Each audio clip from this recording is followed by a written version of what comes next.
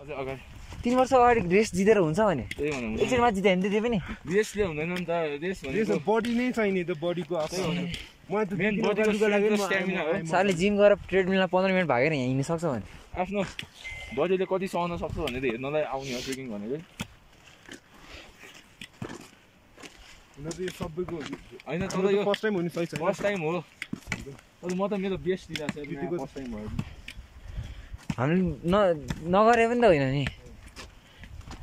मलाई हिजो राति कति गीत खाएको छ 12 बजे खोक्यो मैले टाउकोमै पढ्ने गरेँ त्यसपछि अझै ब्याक गर्ने उठायौँ त्यो कुरा छोड्यो ओइ छोरा यता आइजेन भन्छु सुतिरहेको छु मलाई तल खोला छ होला है आवाज आइरहेछ ल अब हामी गणेश मन्दिरबाट बुद्ध मन्दिरबाट बसा किन्न जाँदैछौँ 2 घन्टा लाग्छ भनेको थियो हामी आधी 1 घन्टा चाहिँ हिँडिसक्यो है